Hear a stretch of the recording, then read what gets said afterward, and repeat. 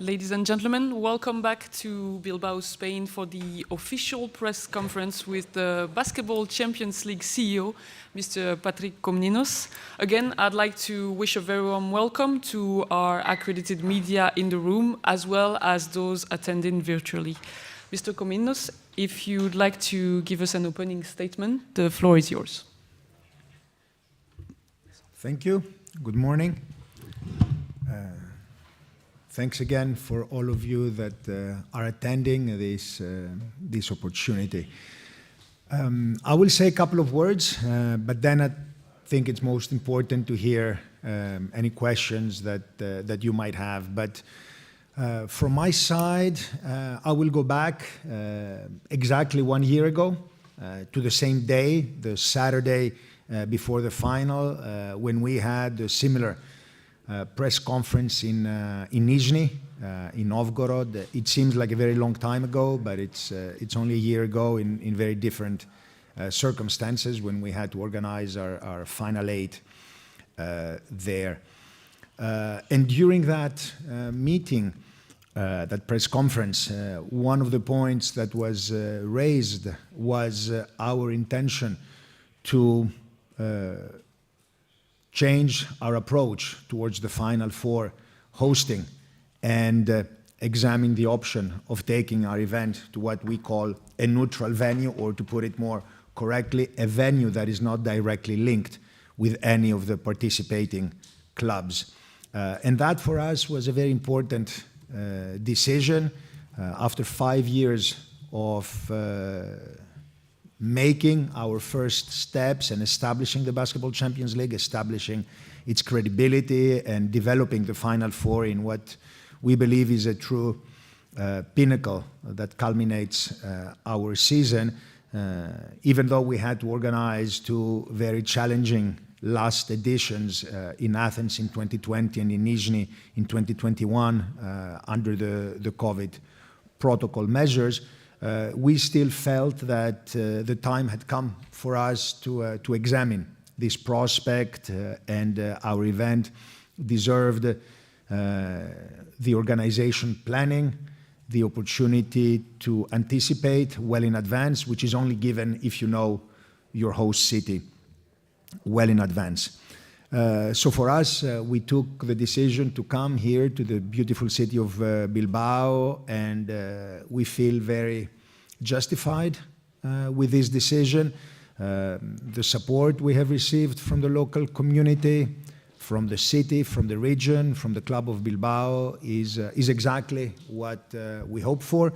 It's not directly linked to a participating club, but the enthusiasm is still here. And what we have been able to organize so far and hope to continue organizing with tomorrow's 2 games in the Bilbao Arena is exactly what we hope to achieve. We are, of course, blessed with the fact that there are teams from the home country that do participate, and that is something that certainly allows us to benefit from the great environment and the atmosphere. But it does remain, nonetheless, a testament of our desire to continue moving forward with our competition and to continue developing it, always challenging ourselves, but always trying to find better ways to grow and to improve. So that for us is a very critical milestone in our still young history. We are just 6 years old, but we believe that every day we make steps towards fulfilling our mission, which is to continue supporting the clubs, working very closely with the leagues, and developing a competition of the highest level. And linking it to these steps that we take and linking it to the close collaboration we have with our partner leagues and shareholders is the other item that was also discussed in Nizhny a year ago, and that was the new competition format. For those of you that follow the BCL closely, you recall that last season we had to adapt our format in order to meet the challenges of the COVID pandemic and the need for us to have a bit more flexibility in our scheduling. But this format demonstrated a lot of positive elements, and then for this year, as it was confirmed in Nizhny about a year ago, we changed our format to a new approach that we believe is right for our competition at this stage of our growth and development, and our positioning in the European landscape, where we always try to work closely with our leagues, not antagonize our leagues, not fill up the European calendar with endless games, but having what we call a less is more approach, where every game does count, where the best teams come through a long but competitive season. And I believe for the basketball experts among us that the two best teams of the season are in the final through their continuous and consistent performance in the BCL, but these two teams have also been given the opportunity to perform very well at the domestic league. They're both within the top 5 teams of the most competitive league in Europe. So for us, I think it goes hand in hand that being competitive in Europe should also give you the opportunity to be competitive in your domestic competition. So we are very pleased with this new format that was also confirmed last year in Nizhny. So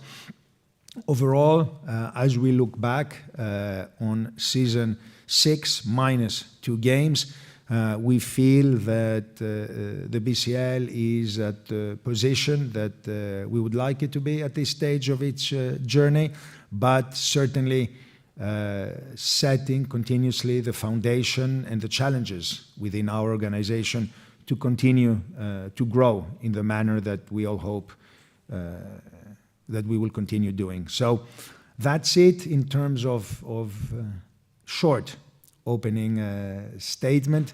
And I think I've touched on what has been for us the most critical part of this last 12 months, but happy now through Chloe or directly to hear any questions that any of you might have. Thank you, Mr. Comninos. I think we're going to open the floor to questions. There's one over there in the back, and there'll be some in the front as well. Can I please remind you to state your name and the media you work for? Kemal Rutkar Özcan, Trend Basket Turkey. First of all, welcome to Bilbao, Patrick. I think we've been here before yourself. BCL is one of few leagues that wasn't affected by the Russian-Ukraine war. But how about next season?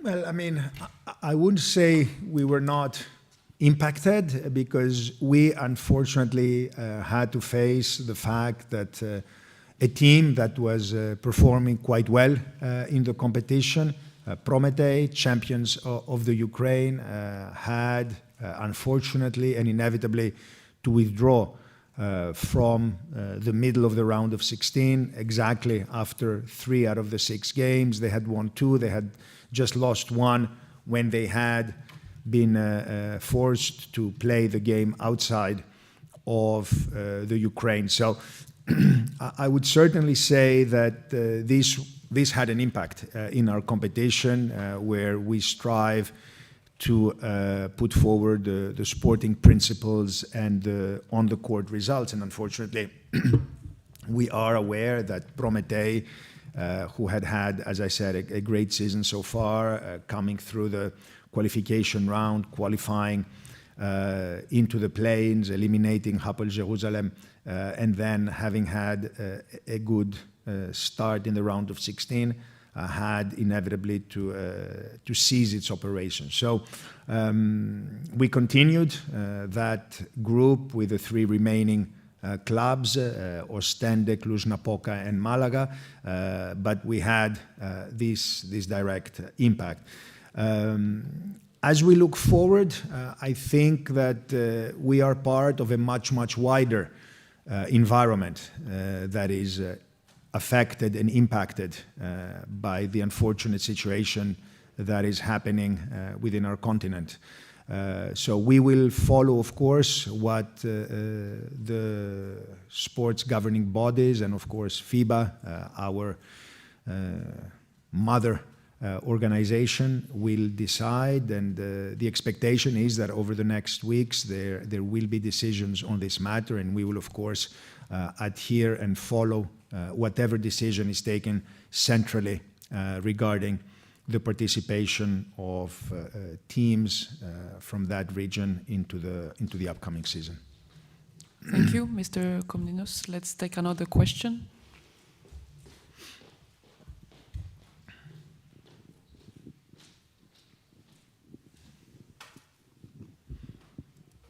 Good morning, Mr. Comninos. I'm Cesare from Italy Overtime.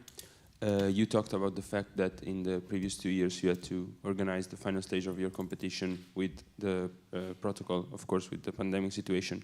This year, with the great atmosphere that we witnessed yesterday with fans from Olon and also Maresa, how would you rate this great atmosphere and the fact that fans are back for the final four of the Champions League?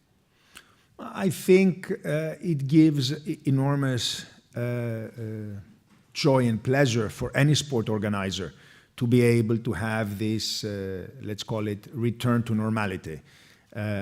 Because you're absolutely correct, during the last 2 years, not only the BCL, but the entire world, sports or any other entertainment sector that relies on live audience has been greatly affected.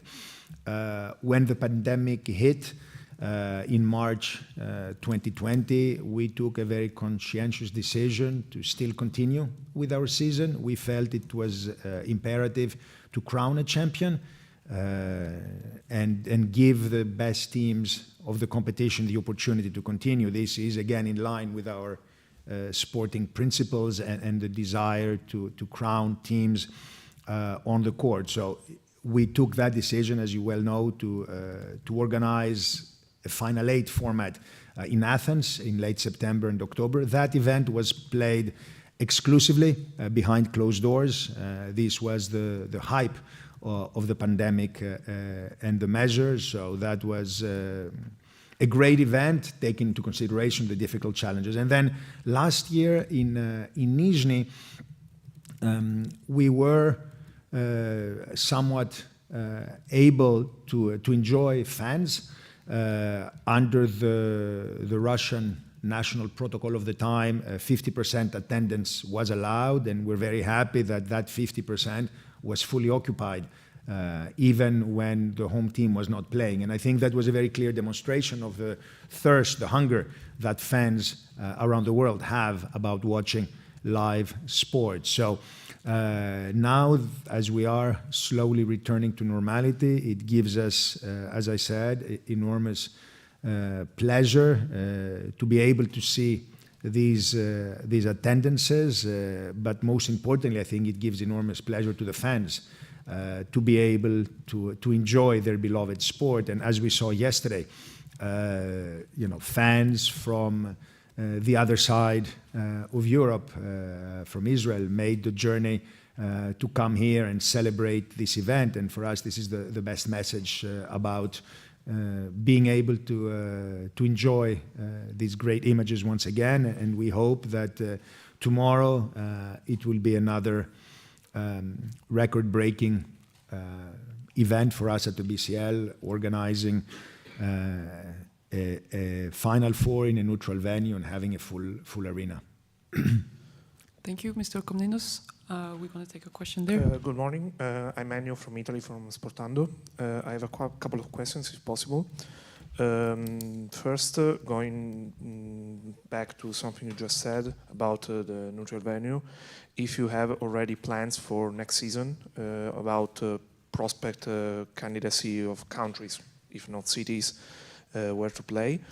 And second, in these 6 years, I think it's fair to say we've seen lots of teams across Europe building a name, building a brand for themselves by their performance in the Champions League. I think, for example, of two, that have not played in Champions League this season. One is Monaco, that reached Game 5 in the EuroLeague playoffs after 2 Final Four in a row in BCL, and the other one is Virtus Bologna, that after winning in 2019 is now in the final of Eurocup. So how do you think is important for the brand and the reputation of the competition that you're able to produce teams that are building momentum, building winning mentality by performing well here in BCL and establishing as one of the best teams in the continent? Thank you. On the first point regarding the neutral venue, or to again describe it more accurately, a venue that is not directly linked to any of the 4 participating teams. In that sense, it is neutral. We have initiated first thoughts or discussions about the future, and we hope to be able to make our announcement, I would say, before the start of the season. It's not always easy. There are a lot of parameters that come into the organization or the collaboration that needs to be established with the local environment in securing all the facilities that we need. Because again, this is not a team that would be in any case participating in the event and therefore have the availability. So for us, the experience in Bilbao was a very useful one, as it allowed us to also examine this new model of collaborating not with a home club, as we have had done in the past, but with a home city, to which, once again, we are extremely grateful, both in the city and the region of Bilbao, for all the support. But that is a different mindset. It's a different approach that needs to be put in place. So we have initiated these discussions, and I say, hopefully, to be able to announce it, I would say Q3 to Q4 of 2022, in the sense that now we also have this experience, and we hope to be able to move a little bit faster. But we're also very pleased that we have a lot of interest, because obviously now teams, cities, arenas that are not directly linked or do not wait for their home team to qualify are expressing interest. And we're very happy that what is being delivered here in Bilbao gives us another layer of credibility to have these discussions, whether it is the fan zone that is being set up, and hopefully you will all have had the chance or will have the chance to visit in a very central, iconic location, is an opportunity for the city to also demonstrate its own qualities, and to organize this event is certainly something that many cities would like to do. So we are in this stage of discussions. On the second point, I wouldn't say that we are necessarily building a winner's mentality for teams to then go to another competition and continue progressing. I think we have teams that have built a great level of competitiveness by being regular participants in the Basketball Champions League. One of these teams is playing in tomorrow's final.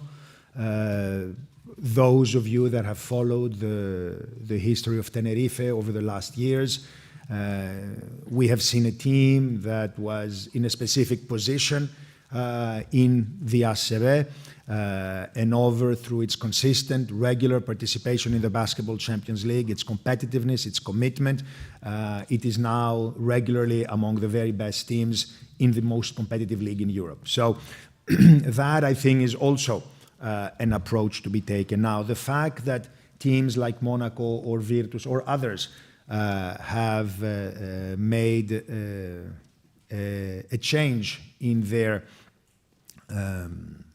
selection of participation in a European competition, I think that is part of a greater problem that exists in European basketball.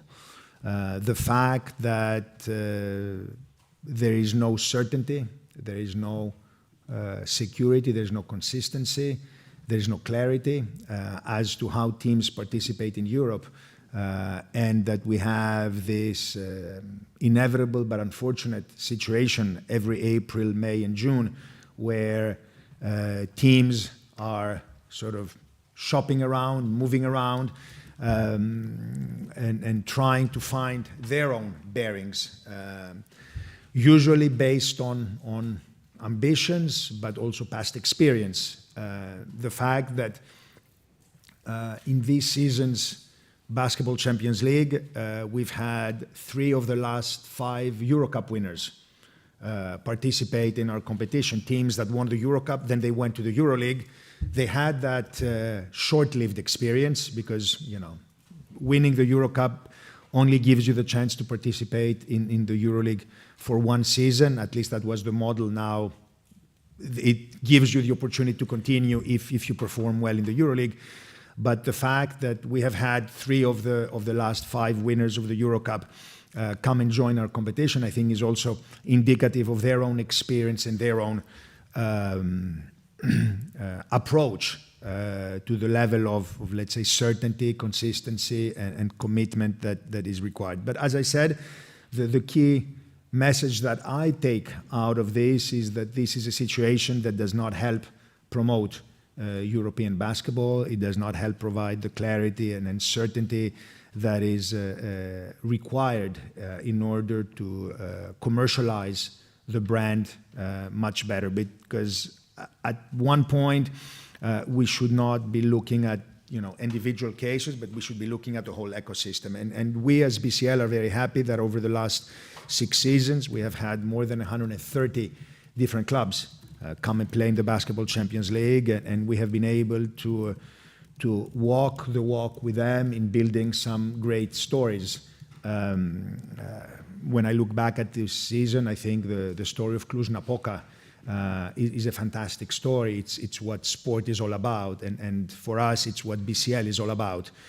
For those of you that have heard me from day one, we've promoted 3 key messages: sporting principles, inclusiveness, and impacting the European landscape. And I think Cluj is a very good testament to all of the above. So again, this is the current situation in European basketball, and we are aware of it, but it is not certainly the ideal situation in helping promote and develop the second most popular sport in the world, by far from the third. Thank you, Mr. Comninos. I know there's a couple of questions in the room, but as you know, our media is also attending this press conference online, and we received a question from Edvinas Jablonskis from Basket News. The question is, could you give an update on FIBA and Basketball Champions League cooperation with the NBA? Are there any ideas regarding the format, maximizing revenue, etc.? Well, I think I answered half of that question in the previous statement. It is true that since last summer, FIBA took the initiative to extend an invitation both to the EuroLeague teams and management, but also to the NBA, to sit around the table and try to finally figure out the best possible way to approach this situation that exists in European basketball. I think the most important message that comes out of these initial discussions is that everybody agrees that something needs to change. Nobody looks at the current landscape and says, no, this is fine. It works perfectly. Everybody's happy. Commercially, this makes a lot of sense. We're all earning a lot of money. Let's leave it as it is. Not a single person around the room is of this opinion. So at least there is a consensus there about the need to establish a level of clarity, certainty, distinguishing, the relevance of the national teams, the relevance of the domestic competitions, and the relevance of the international competitions. So I think that this is a very important step forward. Now, of course, we want to continue these discussions, and both FIBA and the BCL, as one voice in this, very strongly committed finding solutions, and we're pleased that, answering directly the question, the NBA has also accepted the invitation and is willing to offer its own know-how, experience, expertise on how to best approach this situation. So I am personally optimistic that once the season is over, because right now everybody's of course focusing very much on delivering the end of season events, we will have the chance to sit back at these tables and examine ways to continue making basketball in Europe even better. Thank you, Mr. Comninos. Let's take a question in the room. Hello, good morning. Marc Mundet, RAC1, Barcelona. In life, there are wishes and there are facts and realities.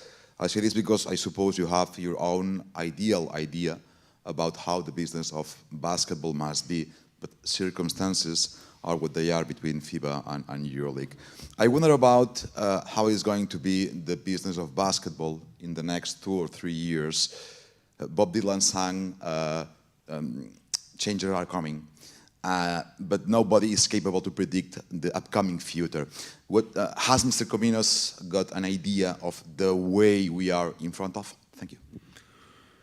No, I think this is in line with our own continuous challenges.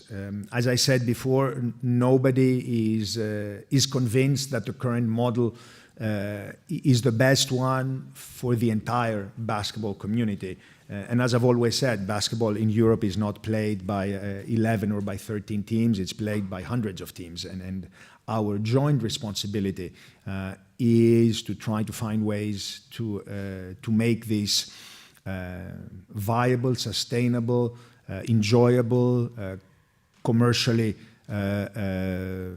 positive for the vast majority of clubs.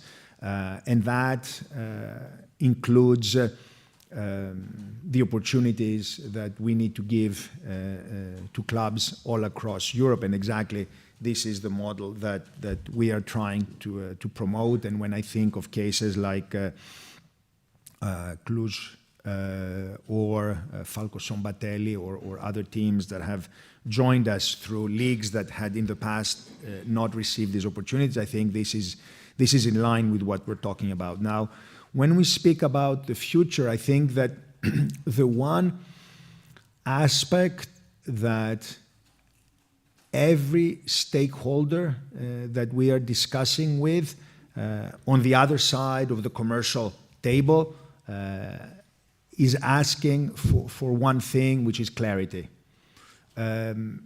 If we can provide this sort of clarity in the coming seasons, if the entire community knows what it takes to participate in a European competition, what is required and how to achieve that, I think that this is a huge step. Right now, there is not this clarity, and you know, just yesterday alone at the lounge here, I have had clubs from the greater BCL or other ecosystems asking me, if we can be part of the Basketball Champions League next year. But this should not be the way to conduct access to a top competition. This should be very clear.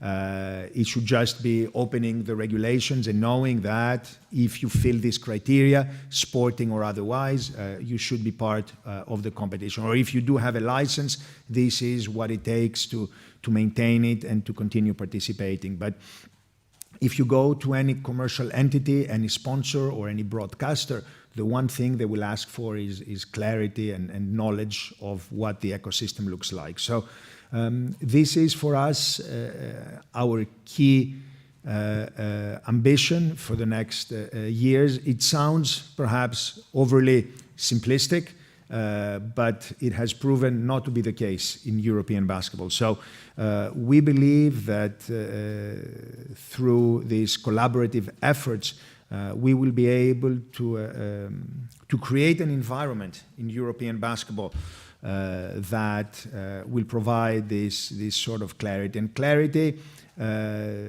starts with the letter C, and so does calendar, and so does competition format, and so does commercial growth.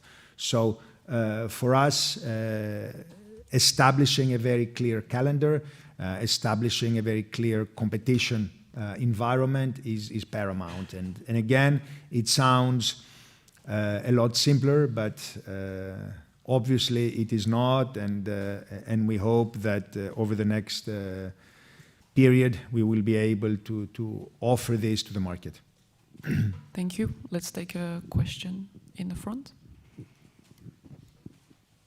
Hello, Mr. Comninos. I'm Yann Casville from French magazine Baskets. My question is about this clarity that we all ask for. I'd like to talk with the fan point of view. I mean, I think it's very difficult for a fan of European basketball right now to understand how the structure of European basketball is. So, and like you said, you had many talk with the EuroLeague and NBA and a lot of discussions. But I think for the fans, it doesn't matter. They just want facts. And so what is your answer for the fan in all Europe? Because they just want to hear some good news, and they are waiting for more than 6 years now, maybe. So, and I understand your previous answer, but could you have an answer for the fans in Europe? Thank you. Well, I think this is absolutely clear. I mean, I admire the fans that are able to understand the current structure of European basketball. It's very difficult to understand the fact that there are 4 club competitions. For some of them, teams have a license. For other competitions, it depends on the ranking in the domestic league, and in some other cases, it's an absolutely random selection of a club that can play in Europe. So that is the first point that we need to figure out. The number of competitions that is ideal, and the access to this competition. I think once we can answer these questions, there will be clarity. But the challenge is that we cannot answer these questions alone. We only organize, as FIBA, 2 of these 4 competitions. So we cannot unilaterally answer this question. This is why we are now sitting around the table with other stakeholders and other organizers in order to find this optimal solution. But I am 100% in agreement with you that for a fan it becomes very difficult, and this is why it's equally difficult to attract fans. It's equally difficult to explain the structure and therefore allow them to have an understanding and to follow the competition in a simple manner. So I am fully on board with this challenge, and again, this is why FIBA took this initiative back in July to invite key stakeholders and experts around the table to try to figure out the best solution. As a fan of any sport, even today, I mention it and it makes no sense that my club is playing at exactly the same time as my national team. This, as a fan, I cannot understand. And this is part of the problem that we need to challenge. And I'm happy to say that everybody that we speak with, and we've also heard a lot of public voices on this, agree that this makes no sense. To have a Spanish club play at the same time as a Spanish national team. And I think that more and more people realize that this does not help promote the game. So we are eager to be able to offer to the fans the sort of answers that they deserve and they should get. Thank you. We have a couple more questions in the room. Hello, Mr. Comninos. Gökhan German, Fanatic Newspaper, Turkey. Past season, 5 Turkish teams participated to the Basketball Champions League, and Also, Başakşehir won the FIBA Europe Cup this year, so probably they want to participate in the Champions League. So, is there any chance or possibility that 6 Turkish teams will be at Champions League? So let's take a beating more.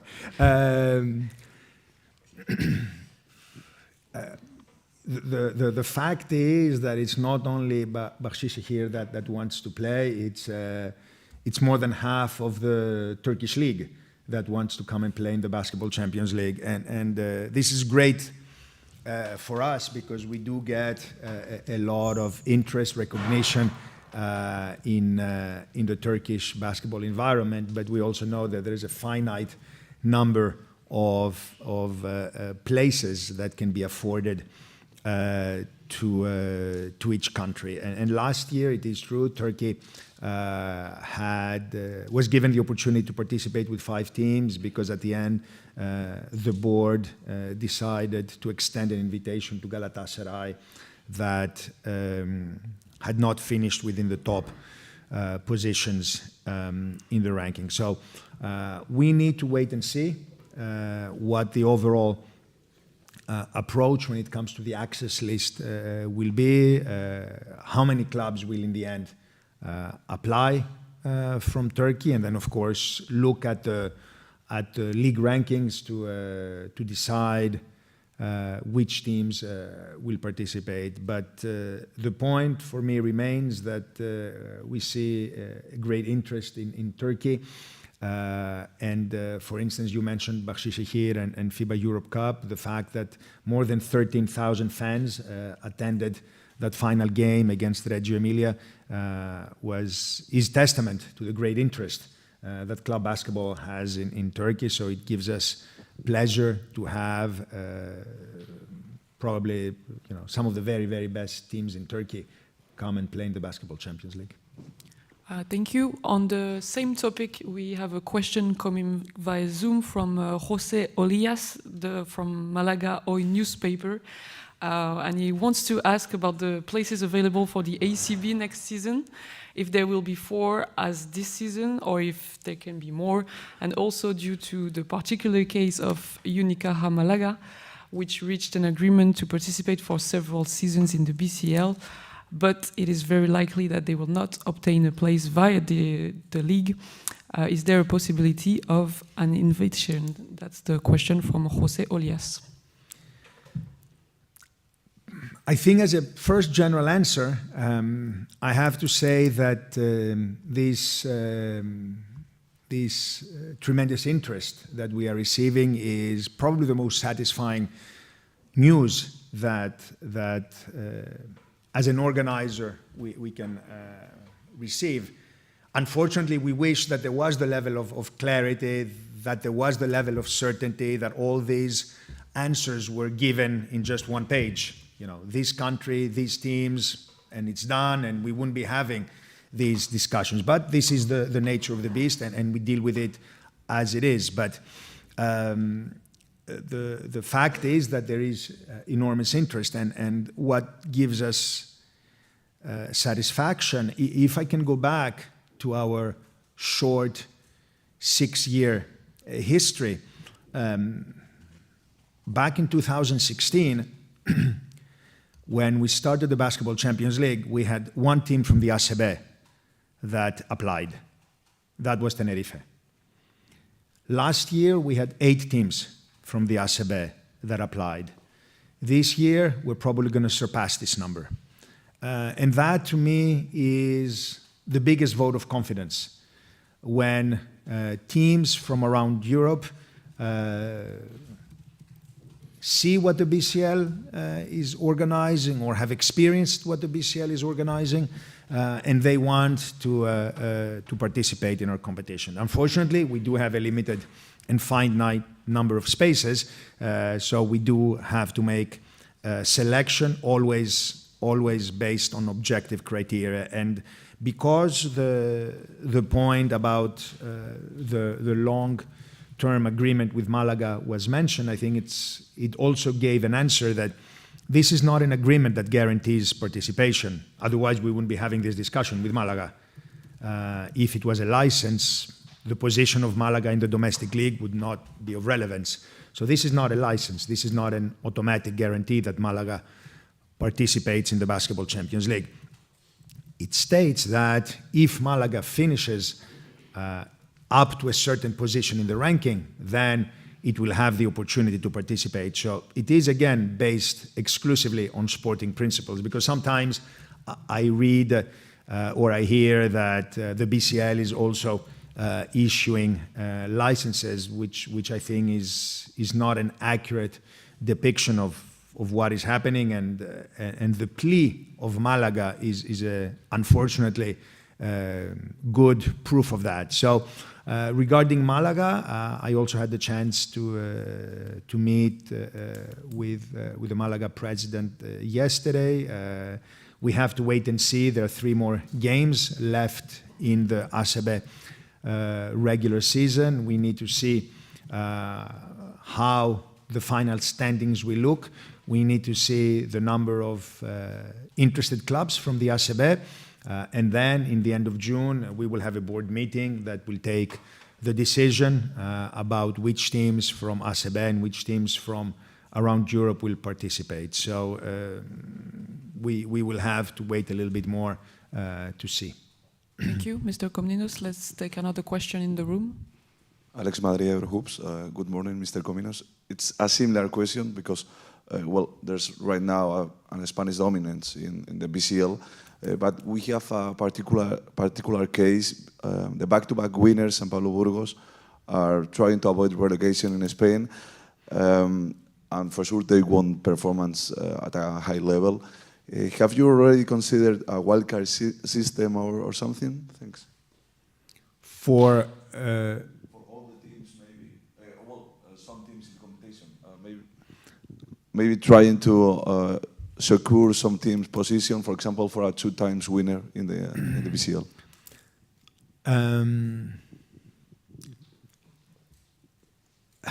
I also had a similar request from Burgos using this argument. It's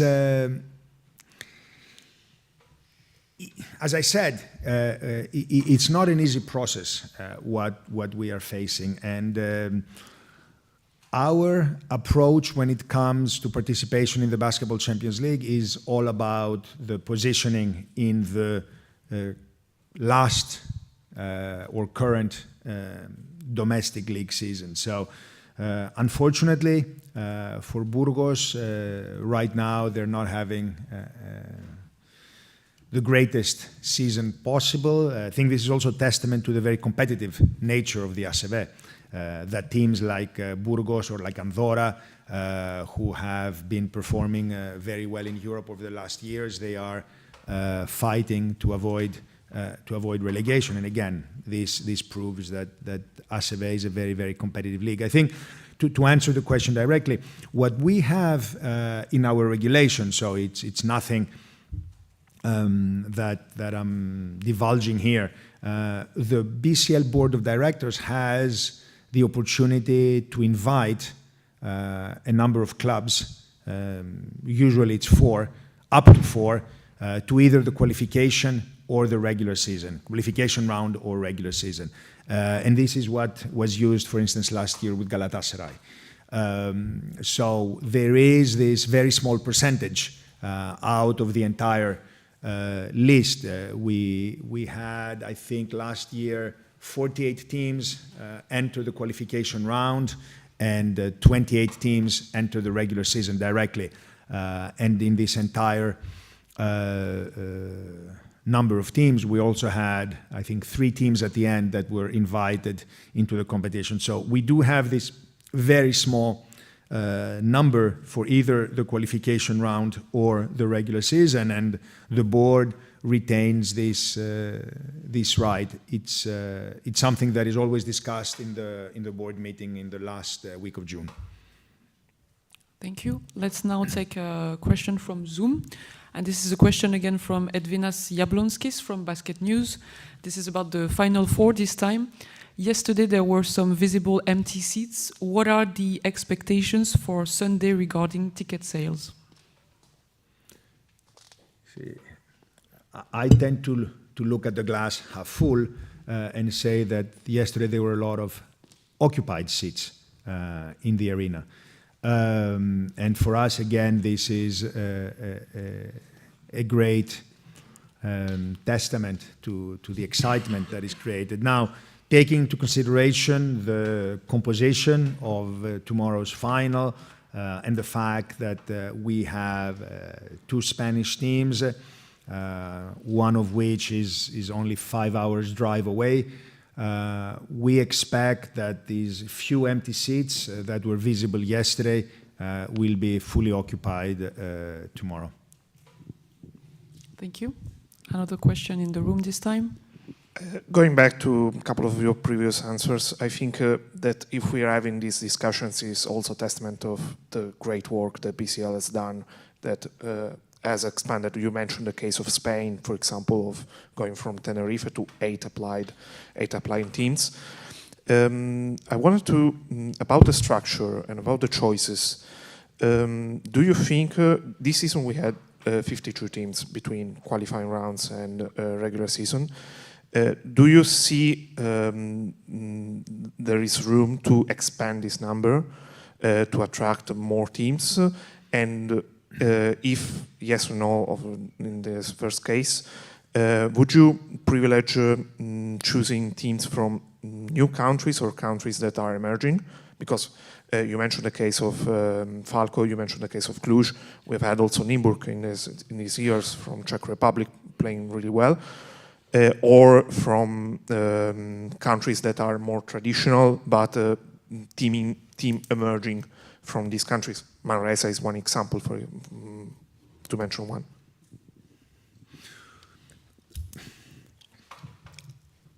As I said before, our DNA, our core value, consists of two key elements: inclusiveness and sporting principles. And I think that we have a very good balance right now. Last year, the qualification round consisted of 28 teams. And we had 28 different countries represented there. And that is as inclusive as you can get. And these included champions from every country that wished to apply. So whether this was the champion of Romania, the champion of Finland, or the champion of Portugal, or the champion of Cyprus. So all these champions have the opportunity to participate, and that's why we believe that the title or our name of Champions League is quite accurate. We have the highest number of champions that play in our competition. And in the regular season, we had 32 teams representing 18 different countries, which is a record for any European competition of this size, so proportion of size to countries, in the last 20 plus years. So I think we have a very good balance. We have teams that are, at the very top of the most competitive leagues. And if you look now at the standings in Spain or in Turkey, you will see BCL teams ranking at the very top. So we have the quality. We have some of the very, very best teams in Europe. But we also have the width, the inclusiveness. When we say 18 different countries represented in the regular season, I think this is testament to our desire to also open up to new markets or new territories. In the past, we've had the champion of Cyprus qualify for the regular season. We've had champion of Denmark qualify, champion of Belarus, champion of I'm trying to see some of the teams that come through the qualification round. Again, we mentioned Hungary, we mentioned Romania. So I think taking into consideration the existing landscape, in European basketball because we have to cook with ingredients that we have in front of us. We believe that this approach of 32 teams representing such a wide range, 18 countries from all across Europe, I think is a good balance of quality and inclusiveness, of very high level competitiveness, but also giving the opportunity. And the format that we have allows these teams to have a very competitive season in that they play a specific number of games, and if they are successful, they can automatically go to that next round and continue their success story. So at present, we believe that we have found the right balance, and again, with the current environment in mind. Thank you. My question is about the history of the competition. Like you said, BCL is young, still a young competition, but the growth is evident. So for you, what were the major moments, major steps in this 6-year span? The major moments in these 6 years of our competition. I will tell you what I consider our biggest milestone and perhaps a turning point in our history, and that happened this weekend back in 2019 when we were in Antwerp. Our first BCL Final Four was held in Tenerife. Tenerife made it to the final. Our next event was held in Athens. AEK Athens made it to the final. And our third edition was hosted in Antwerp, where Antwerp did not make it to the final. But we had 17,000 fans in the arena, in the very impressive Sportpaleis in Antwerp. And, when we were sitting around watching this, we realized that we have reached already a certain turning point. When we can keep in the arena 17,000 fans when their team is not playing, but two of Europe's best teams were still playing, and the spectacle and the show that was put on was of the highest standard, then we realized that we are doing something right. Then, of course, came COVID, and we had to readjust. And I think our approach during this very, very difficult period of COVID was another milestone for us in terms of showing our support to the clubs. We organized 2 final events. We did not cut €1 from the prize money during very, very difficult times when the entire world was cutting back. We remained very committed and continued to support our clubs because we knew they were going through difficult times, not having spectators, having sponsor reductions, and they needed to pay their players, they needed to pay their suppliers. So we organized 2 final 8, inevitably calendar restrictions, when many other organizations, many other sports did not finish the season. And we fought through this difficult time because we had a responsibility to our fans and to our product. And as I said again, not missing €1 of prize money. So I believe that during these 6 years, we have demonstrated our commitment to our clubs. All across Europe, as I said, more than 130 teams have played in the Basketball Champions League during this period. Our quality when it comes to organizing top-level events and our eagerness to contribute in changing the landscape of European basketball. When FIBA takes the sort of initiatives that we have discussed, it is exactly for that purpose, because we believe that the time is right to try to find the next step of our competition. And the BCL over the last seasons has proposed a different model in European basketball, a model that was not necessarily known in the previous years, linked directly to the sporting results and linked directly to opening up many territories, many new markets. And we feel that this is another great, let's say, initiative that allows us to now look at the next day with a great deal of satisfaction, optimism, and excitement, I have to confess. Thank you, Mr. Comninos. I think there's a couple more questions. Hello, Marko Ljupomirovic, Ringier, Serbia. Mr. Comninos, we heard about interest from Spain and Turkey, but what about other historic countries from Europe and regions, specific about Serbia and Adriatic region? Is there any interest, contacts with clubs? Or?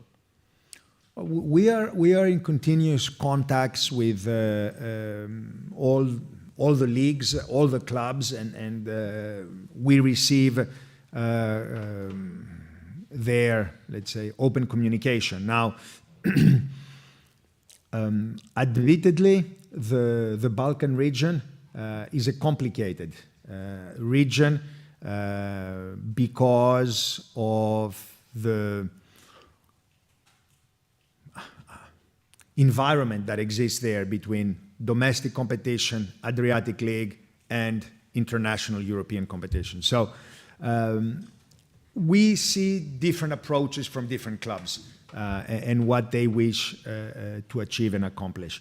So we are in discussions. We have some great collaborations in the region, and we hope that these will only continue to get stronger and better because we acknowledge the relevance of all the teams all the countries in the Balkans and all the teams that play there. So we are always open to having these discussions, and we look forward to welcoming even more teams from the region.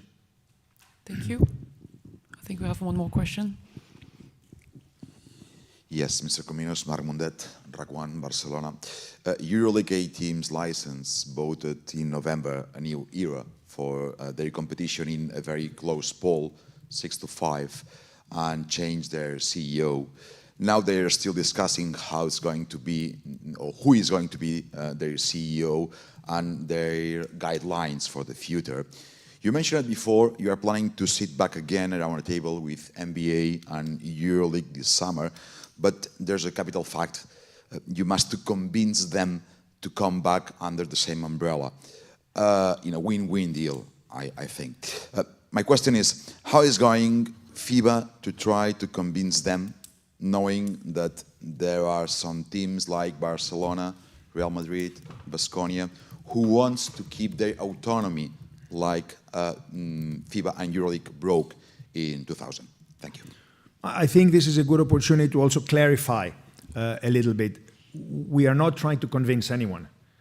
We are trying to create a forum where all the participants can exchange opinions, and if there is a meeting of minds, to then come out with a common approach. And we certainly are not trying to convince clubs to come under the FIBA umbrella. There is this misunderstanding, perhaps, and sometimes we hear it, especially in the Spanish market. And I think there needs to be a clarification that we respect entirely the work that has been done so far and the system that exists and the fact that a number of teams have a long-year license. This is not an attempt to change the structure or to put anybody under anyone's umbrella or sphere of influence. I think there are independent organizations that will continue to organize their respective competitions. The question is, how do we do it in a manner that helps everyone? Because what we have seen is an attempt to create an environment that helps a handful of clubs, but perhaps it does not help neither these few clubs nor the entire ecosystem. So at the end, everybody suffers. So at the end, we are trying to find out what is the ideal setup. So I mentioned calendar, what is the optimal calendar for the game of basketball to continue growing? Do we all believe that, national teams and club competition should be separated? Or do we believe that, no, it's fine for them to play at the same time? So this is not about convincing or sphere of influence or umbrella. It's all about finding a common ground where we all agree what is best for the competition, and then each one can continue organizing their own events. This is not trying to overtake anyone. I think the history that exists cannot be forgotten. The great things that have happened cannot be forgotten, but we need to now see how to move forward in a manner where we all agree is the most suitable. Thank you. Are there any more questions? Well, if there's no more questions, Mr. Comninos, would you like to give us a closing statement? Well, I think first and foremost, I would like to thank everyone for your time, your patience. We did one good hour, and I highly appreciate your involvement. I was speaking yesterday with Pat Koller, our Director of Communications, and we were reminiscing back in our first year. We only had one team from Spain apply, and I think we only had 3 media join our first such event, press conference in front of the media back in 2017. So we are very happy to see that it's not only the clubs that are growing their interest to the Basketball Champions League, but it is also you, the very important messengers to the world of what it is that we do. So I would like to thank all of you that are here in the room that made the effort, and all of your colleagues that are online, and wish everybody a great continuation to the celebration of basketball that is taking place here in Bilbao. For those of you that have not had a chance, please go visit the fan zone. I think it's another milestone or another step forward to where we want to continue growing, and I hope you also get to enjoy tomorrow's final. We are certainly very excited and honored to be doing this here in the city of Bilbao, and we look very much forward to a great couple of days. Thank you very much. Thank you very much, Mr. Comninos. This concludes the press conference. We're now looking forward to seeing all of you later today at the awards ceremony, and of course tomorrow at the Bilbao Arena for the Basketball Champions League final.